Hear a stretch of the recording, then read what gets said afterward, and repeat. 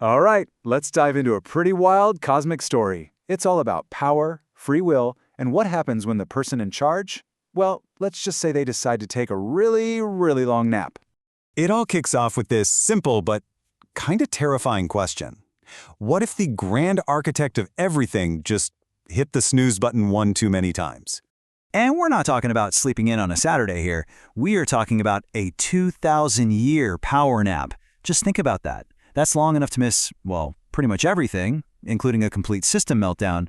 So when the Creator finally wakes up, his first words aren't some big divine proclamation. Nope, it's a groggy, totally relatable question.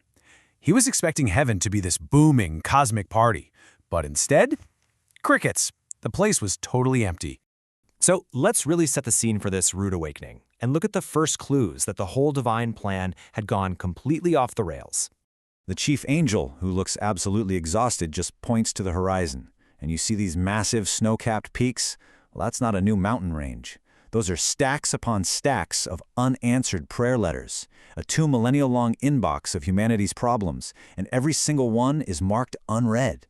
And this, right here, gets us to the heart of the problem. The gift of free will. It was supposed to be this amazing tool for creation and growth, but instead it produced, well, a total fiasco. Okay, now look at this. The gap between the plan and the reality is just staggering. The plan was so simple. One little devil, basically a spiritual personal trainer, to poke people into action. But here's the kicker. That tempter used his free will to create an entire army of them, and now they actually outnumber the angels. And the Creator's children, gifted with these amazing creative powers, and what did they do? They built weapons that could end the world. And this just perfectly captures the Creator's vibe, right? It's pure frustration. This wasn't just some spiritual oopsie. It was a total security breach. It's like he gave everyone admin privileges and they immediately downloaded a virus. And the data here just paints a really grim picture. Only 10% of souls, the aspirants, are actually using their free will the way it was intended. The rest? You've got the believers who are just waiting for a handout, the dissolvers who think it's all pointless anyway, and a group the story calls socialists, who basically feel entitled to enlightenment without doing any of the work. The bottom line is, the system is failing almost everybody. So, with the Creator basically missing in action and the whole system on the brink of collapse, somebody had to step up, and that leads us to a pretty unexpected solution. See, there were these 7 spiritual masters, the lords, and they just got tired of being glorified receptionists for a boss who was asleep. They saw those mountains of prayer letters and realized, hey, we have free will too. We have the power to start answering these ourselves. And this wasn't some kind of cosmic coup. As the chief angel explains it, it was an evolution. They were made in the Creator's image, right? So they decided to start acting like it. They claimed their birthright to be partners in creation, not just glorified messengers. So what does a team of proactive spiritual masters do when the universe is in crisis? They don't just patch up holes. They build a whole new system. They start a school. And this is the core of their new plan, Soul School. You can think of it as a cosmic university, a training ground designed to teach souls everything they were supposed to learn from the start.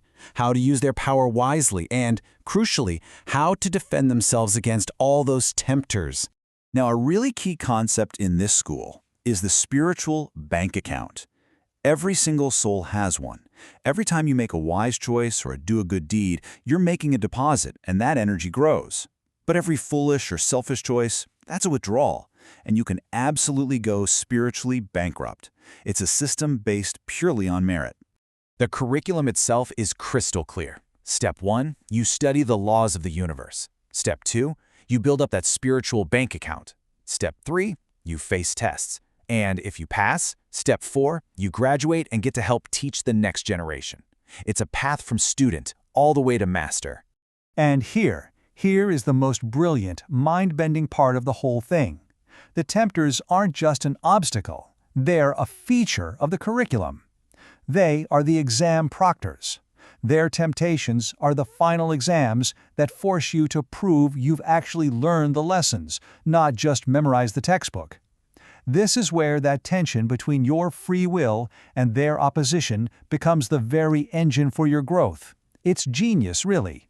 So, with this incredible new school in session, with a clear path to self-mastery all laid out, how did humanity respond?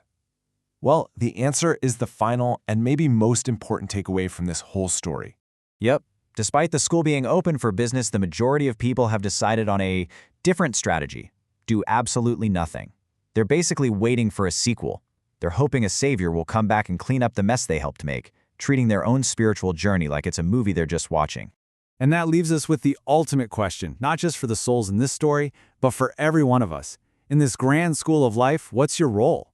Are you enrolling as a student, ready to do the work? Are you just a spectator, content to watch from the sidelines? Or are you still waiting for somebody else to come and be the savior? The choice, as it turns out, has always been ours to make.